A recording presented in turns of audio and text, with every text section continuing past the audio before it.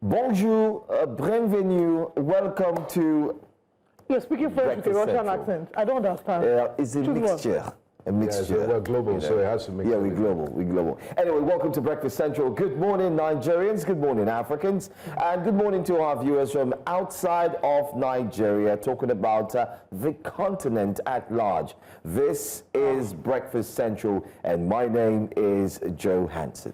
And I'm Ben Gabo. It's the last Monday in the month of July. Are you sure about that? Month. Our special month. Yeah, I think so. I think, yes, it is. No, there's one more Monday. There's one more Monday. 26 people is that have Saturday, special Mondays, Sunday, 28 is Monday, 29 Tuesday. Almost. Next week Wednesday is your birthday. Happy birthday in advance. Happy birthday. And your birthday is this Sunday. Saturday. This Saturday. Yes.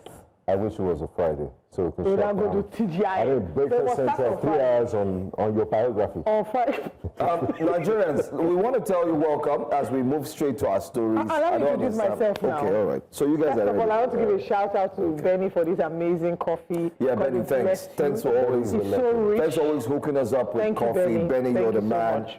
I mean, beyond coffee, he does. He's a wonderful man. He's a gentleman. And now, before the rest of our team behind the scenes will get jealous, shout out to the rest of our team. Thank you for just giving us the energy to start the show. Shout out to Olakumi for their names. Don't let them get shout out to Amazing, Thank you so much. Miss you. Yeah. But let's not give shout out to Mayor Kwadu, who's that? Name. What club does he play for? What football club? Gadus. Oh, okay. Okay, welcome to Breakfast Central. My name is Olive MOD. We hope that you've had a great weekend. It's been quite an eventful weekend, not just for some of us in our real lives, but in the political scene, there's been a lot of, like they will say on social media, aura for aura, buzzwords that's been happening in Edo State, in the UK, lots and lots of buzzwords, and those are what we're going to be analyzing this morning. So do we start from Nigeria, or do we go? Charity begins at home. Let's start from the ancient kingdom of Benin, Edo State. Okay. So what's the gist of Edo State has been buzzing with news about a governor threatening His Excellency Peter Obi and saying that he should not come to Edo State, and if he comes to Edo State, he will not guarantee safety. Quick backstory. If I looked at you saying this, I would say, nah, it's not possible. It's AI. It's AI. Or it's rumor. Fake so it's better for our viewers to see it with their own eyes and ears. Oh, you see with your eyes and hear it with your ears. All right, so see it, then I'll come back and give you the backstory, and then we can take some reactions. The man will say no gashishi. I am sending a direct message to him. There is a new sheriff in town. He cannot come to Edo without telling me, because his security will never be guaranteed. Whatever happens to him when he's in Edo State, he will take it. I am serious about it. He came the other day and donated 15 million. Somebody will say, no, Gashishi, why get 15 million to donate to people? By the time he left, there was crisis. 3 people died in Benin. So for that reason, tell Obi he should not come to Edo without telling me.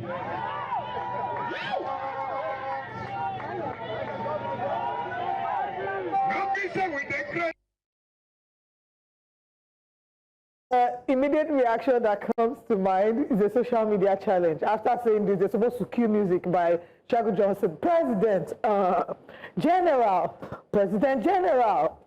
Ogala. Well, that's the song that comes to mind. Right? Yeah, on TikTok. I'm not familiar with it. I'm not familiar with it. Yeah, I only do Instagram. Oh, wow. So that's something. So when they say, after he says things like this, maybe TikTok people will say, you know what we will do now? We go, go meet Igwe, we'll give him an award. Yes, yes. And people are really dinosaurs. Anyway, a quick backstory. Peter Obi had visited Edo State, he visited Philomena Nursing School, which again caused another outrage because he had given 15 million naira. We talked about it here on Breakfast Central, the reactions to that. You could see the videos of them making comparison between the warm reception and the triumphant entry of Peter Obi into Edo State, and doing the comparison with the time that the First Lady had visited the nursing school in Delta State. In this case, they had started to chant their songs and even write the lyrics of Nawa Papa Bidis. So there was just a lot of mixed reactions. Those who argued that it was eye service, others who said Peter Obi has always had a heart for the nursing students, and saying that if you are thinking of, what course to explore, you probably should explore nursing, because Peter Obi would definitely through his support. So, but before we react, I want us to take everything. Let's also listen to the Edo State Chairman of APC, his reactions to this incident, or to the comments of the governor. Since morning when the primaries were going on, there has been a lot of criticism all over the press about the statement that Governor made yesterday when he was receiving one of the remaining of PDP Edo Central, where he said that Peter Obi has to take permission before he starts. And I think the governor was right in saying that, because we are also saying that the governor can say that because of the kind of hatred that people have for Peter Obi in the state, including me. And when you have people, so many of us that have such hatred for people like that, especially when they came to Edo State and people died, it is proper for him to tell the governor before he will come, so that people like us will be sent on errand out of Edo before he can come and possibly go. I'm sure that's the reason why the governor made that statement. Is that why I think the governor made that statement, and it's correct, and we support him in whatever he's saying. So whatever. You see, this is where we have a problem, and we must call it out because things are starting to get awry. And why we're going to say so is because, one, who you see there is the APC chairman in Edo State, Jarrett Tinebe. He made that statement in such clear terms that Mr. Peter Obi is hated by people in Edo State, and he also did not single himself out. He also agreed that they hate him. Well, did he say hated by people in Edo State? Yes. It was a bit new for me. I was struggling to hear. Because one I heard was him say, this is why I hate people like this, or something like that. No, he said it more than once, so he knew what he was saying. We just played it, and that's exactly what he said. Not just that, he didn't say this in closed doors. He came out in the open, as you can see there, which is available to even us as members of the press, where he made that strong statement. My worry is, what kind of politics are we playing now? Are we playing politics that is starting to lead towards what we see as a clear indication of bloodbath? Whatever will happen, let it happen. Let's go as far as ensuring that we expose ourselves and go head to head, like we're even ready to die, as it were, because that's a statement. And not forgetting to, we've not spoken about the governor who also made that statement on stage. I want to say that maybe while he made that statement, he didn't think through it carefully until later, because there was a statement that came from him after that entire rally or whatever it is, where he said that's not what he meant. He simply meant that as the #1 security officer of the state, if Mr. Peter Obi is coming, he needs to ensure that he protects him. But how does that align? You say you want to protect Mr. Peter Obi, right? But you're on stage and saying that anything where he see, make it take. Whatever he sees, he should take. You also come at the same time and say that after he donated, in which I think they didn't like the fact that he came to donate money in their own state. That's why there's and then when he left, that 3 persons dead. There is a clear indication that death of 3 persons never happened. Well, I don't know if it happened. I can't say if it happened or if it didn't happen. My issue is, what is the correlation between the 3 people that died and Peter Obi's visit? What's the link? At some point, they said that because he gave money, people were scrambling for money, so there was a stampede. No, he didn't give the money. He didn't give cash. No. So I think that it's important that leaders, public office holders, politicians understand the weight of responsibility that they carry with the utterances that they make. Hate whoever you hate. We don't really care. But when you come out in public, you owe the people a duty of care to not incite or make insightful statements. That statement can be adjudged to be an insightful statement. It reminds me of what happened in April when Peter Obi was meant to visit Benue State, and Governor Hassan Talaya said the same thing, that he's not welcome into Benue State. He should take permission. When last time I checked, Nigeria, we can move. I can decide today that I want to go to any country. There's freedom of movement. You stating that someone shouldn't come to your state is infringing on their fundamental human right.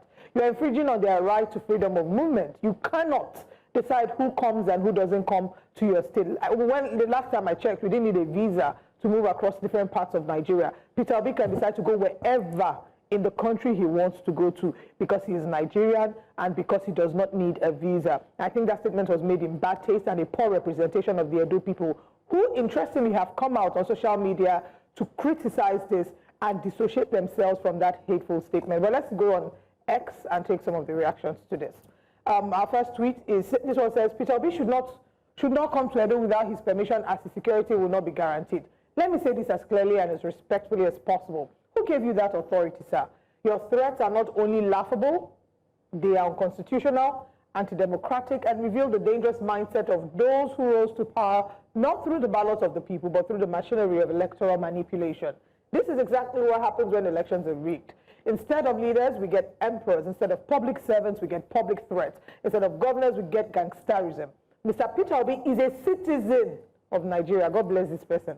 He owes no governor permission to move freely within his country, especially not when his visit is to support the health and education of our young people. Things you should have been doing as governor. If anything, you should have welcomed him, applauded him, and maybe even taken notes. But when you are installed by the wheel of crookedness instead of the will of the people, the presence of true leaders will always feel like a threat, because light makes darkness uncomfortable.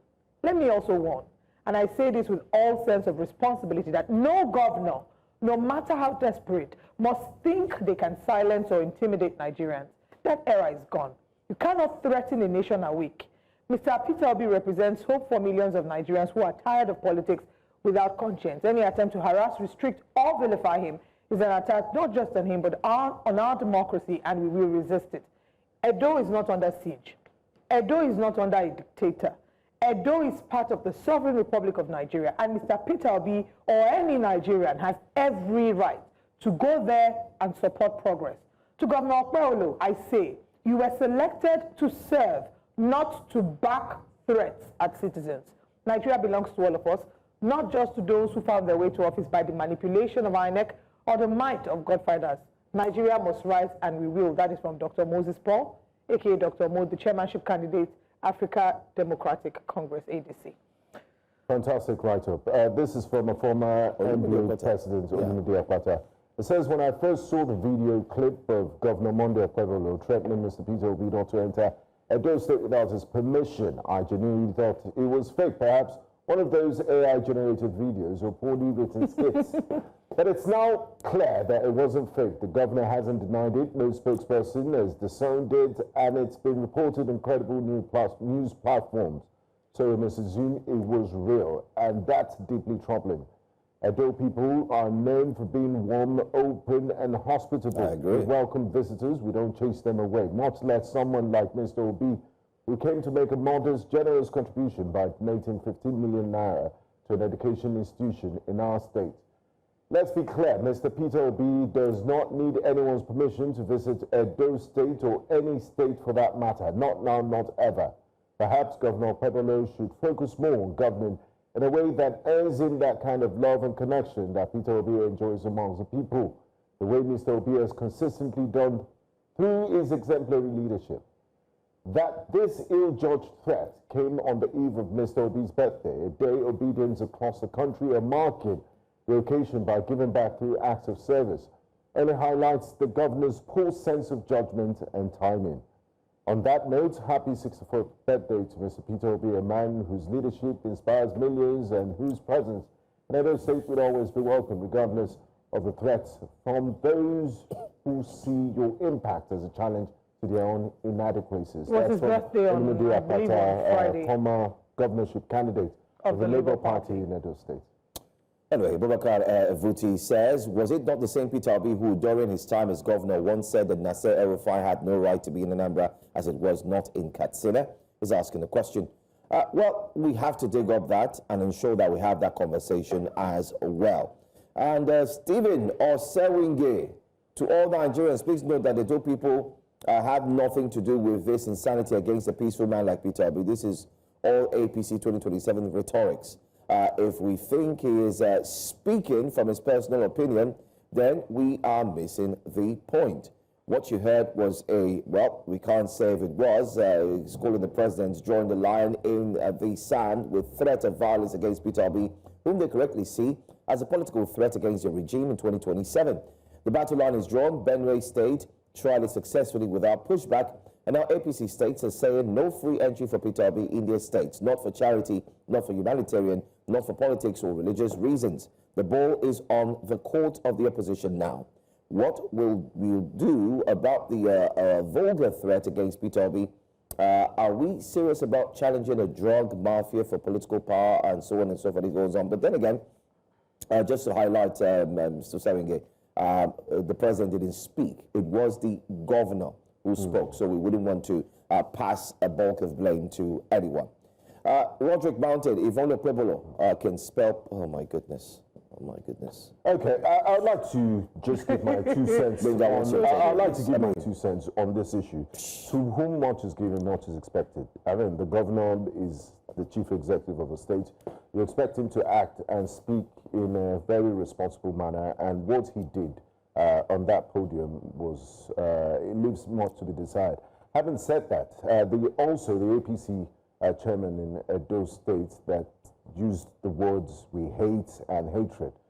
You should know that we're in a very sensitive country and things can go south at any given point. So let's be thoughtful in the use of our words and be very deliberate in the use of our words. And I think the context of Mr. Peter Obi saying we don't give shishi is in terms of voter inducement, like, you know, vote buying. That's what it meant by we don't give shishi. It doesn't mean it's not going to donate towards humanitarian causes or causes that need attention. So I believe that was taken out of context. And let's stop being this is pedestrian with our politics. Let's talk issues and leave personalities out of it. Let there be healthy competition in terms of service delivery and what have you, not this, you know, motor park gutter. Let me also use this medium to sincerely speak to the hearts of those who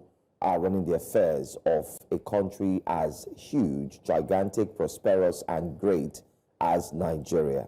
That they need to go back to Rwanda, 1994, from April 9 all the way to July, the Rwandan War, where the genocide started. It was simply the word hate.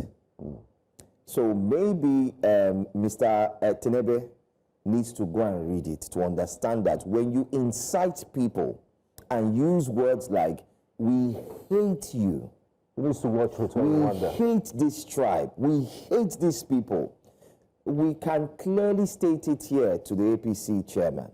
When the war starts, you will equally not be spared. And nobody prays for that.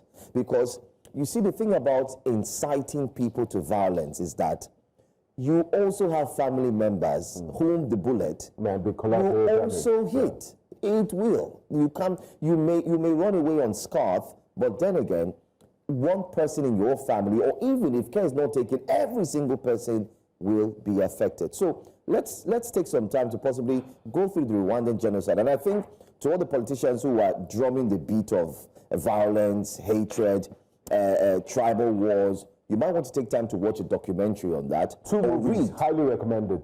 A Time in November and Hotel Rwanda. That's it. Yeah. Watch the movies. This is just our advice. I think they don't know. If anyone is watching, Olive, they need a reminder.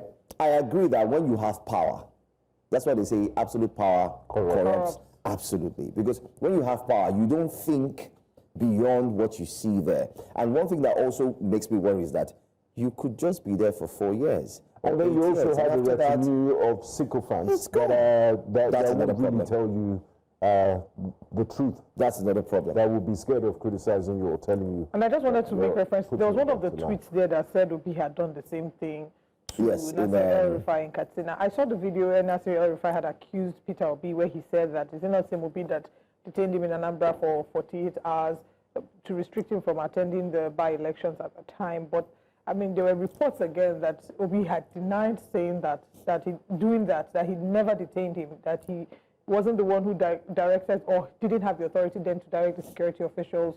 I mean, there was just a lot of mix-up in that situation, but there was also, I did read up there that it was the SSS or so that was involved in that case. But whether or not A did it or B did it or A was involved, the truth is no Nigerian should be restricted. And when we start to play politics with the lives of Nigerians, we're really treading on very, very dangerous waters. The students in Philomena Nursing School are more than grateful for the 15 million because it would definitely make a world of difference in how their business is being run.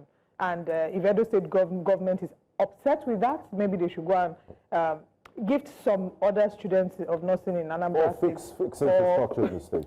Thank Let's you. be doing competition. I was going to do something here this morning when I saw the story.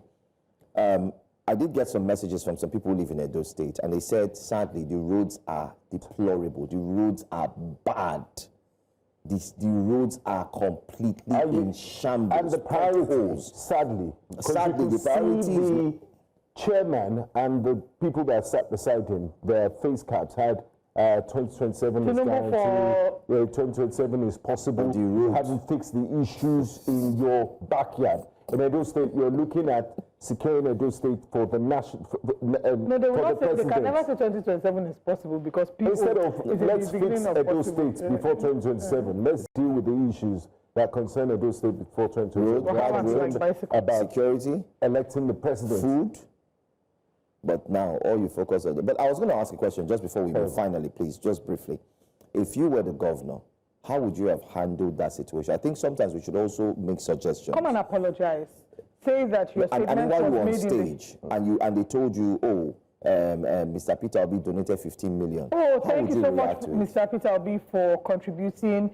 We appreciate your contributions. You both don't have to be in the same political party for you to see that somebody is doing well. But if he says that,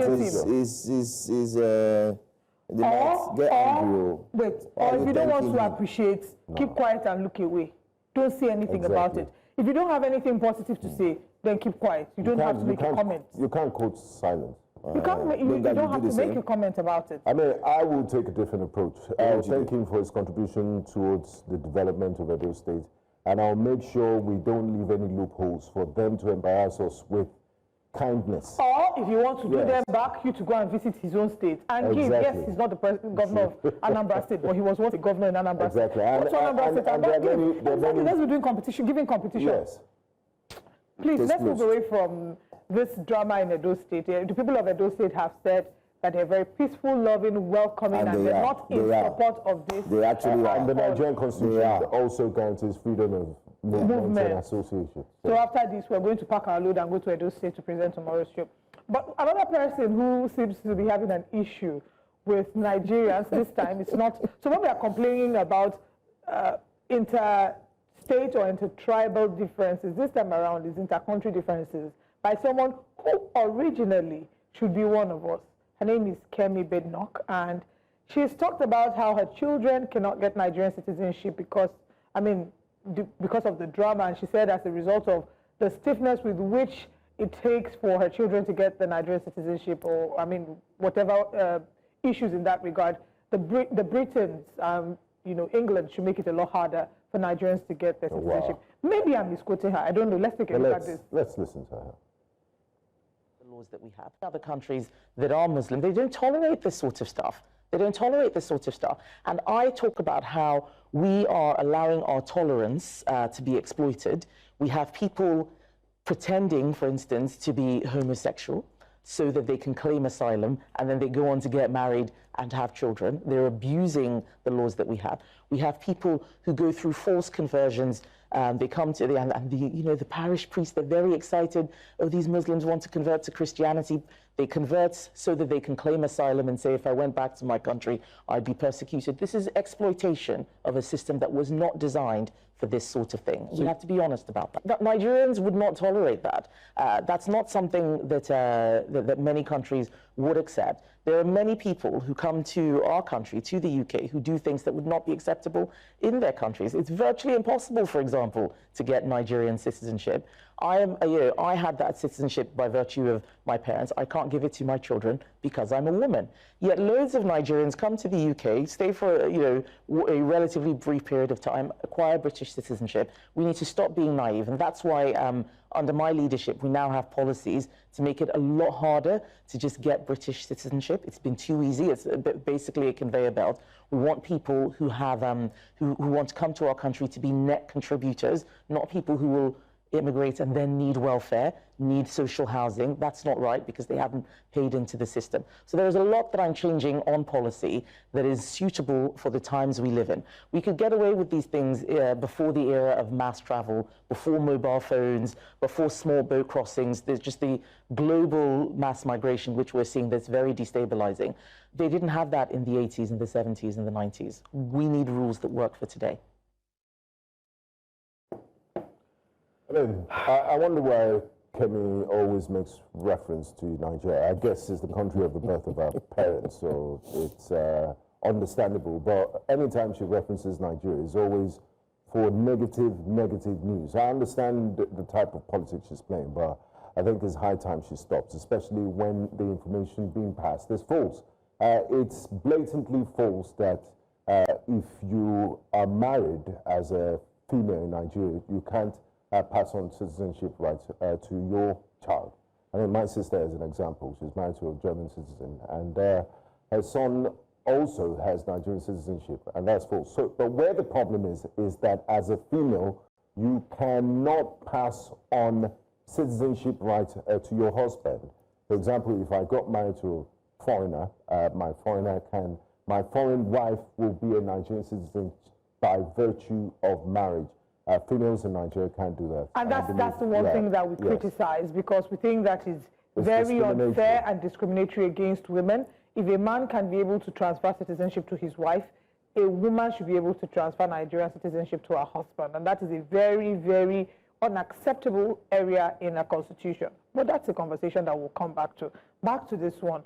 I think at this point, we need to ask Kemi Badenoch, anyway, she said Nigerian police stole her shoe, because I wanted to ask, who stole your sweets? At this point, just really let Nigeria be. It feels like every time she has to speak about the country, it's always just the negative stuff, negative news, Nigerians exploiting, Nigerians doing this and that. Nigerians are not the only ones that have, quote unquote, taken advantage of the immigration laws in the UK. There are other countries. Focus on them. Give Nigerians a break. There are Nigerians who are breaking their back, working to improve the quality of their lives. And even the Nigerians in the UK, there are lots of Nigerians who are there legally. They're contributing their best to the economy of the UK, giving their talent. That's why we have the global talent visa. And there are more of them than the illegal ones than the negative ones. There's a whole Nigerian community in the academia, UK. In medicine, in care, they contribute a lot to the British economy. Just last week, the mayor of London was in Nigeria, and he highlighted the positive things. Yes, I saw when he came into Nigeria. That's from a third-generation Indian that was saying all these beautiful things about Nigeria. And your parents are the only British, and then you moved there when you were even a young adult. And for you to say all these things, one time you could excuse it, twice you could excuse it, but it's becoming a reoccurring. At this point, she's realized, I may be wrong, but it feels to me like she's enjoying it feels like some sort of taunting, and she's enjoying the press that this brings. I remember the first time she spoke up, in a way, I was just like, everybody should leave her. She has the right to her statements. She has the right to her position. We had a conversation about it. And I said, well, some of the things she said aren't lies. But at this point, it's become too repetitive. It's become very disrespectful to Nigerians. They are great, hardworking, smart, intelligent Nigerians in the country and outside the country who are contributing to the economy of the UK. Nigeria and the United Kingdom have a wonderful bilateral relationship that I think that at this point, all this unnecessary attempt to just really paint the whole country with a bad brush, it's really looking tacky at this point, and she needs to rest. She's a leader of the Conservative Party. If she's left to her, she will ban Nigerians from. But that's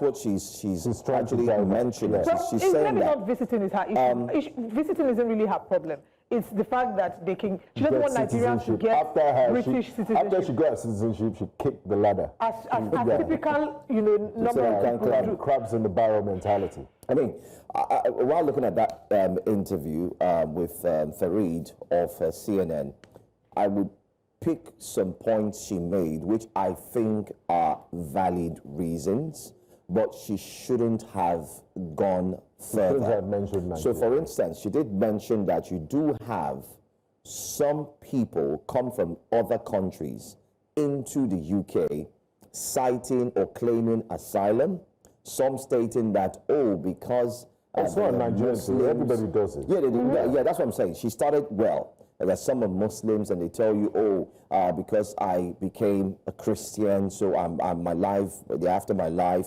Then she said some who claim to be, in quotes, gay, when they aren't really gay, they come just to get in and get the sympathy and also enjoy the benefits. And then because it doesn't take long, the British will therefore ensure that you become a citizen. To work on the system and so that's fine. Investigate. Yeah. So you get the point. That's what she was supposed to say, that at the end of the day, we're going to look at tightening, the system, ensure that nobody just comes in and makes rhetorical statements or seek, help and so on. But the aspect was when she now maneuvered and then now came to Nigeria, which is what she always does. But I must use this medium to also tell the Nigerians in the diaspora, I like what a few persons are doing online, where they are highlighting some of the beautiful things I was Nigerians about are to say doing. that. Thank you very much. I've stumbled on their pages. I love it, and I wish we could do more. But concerning Kemi, I think the Nigerians in the UK should start getting ready to counter anytime she says these things. Not even waiting for her to don't wait for say her. these things to counter. These things I think we out need to start highlighting, because for every one Nigerian that is acting out of order or maybe trying to step out of bounds, there are over 100 Nigerians who are contributing to the system, working hard and making their money. There's people that they're not cutting their taxes, they are contributing to the health sector. There are medical doctors, Nigerian doctors, who are working there in the health system and giving their best. So I think it's time, Nigerian storytellers in the UK, please start to highlight the stories. Let them see the Nigerians that are making us proud, and that there's a whole number of us, and we're not to be defined by the few bad eggs that exist everywhere, by the way, because she's acting like there aren't people who are cutting corners in the UK as well. Like there are the way they're there are no UK citizens badly behaved outside the UK. That's what I'm saying. Badly people exist everywhere. Badly behaved people exist in Nigeria, in the UK, in India, in Iraq, in America. There are badly behaved people everywhere. You pick them, highlight them, deal with them, and please stop generalizing as a nation.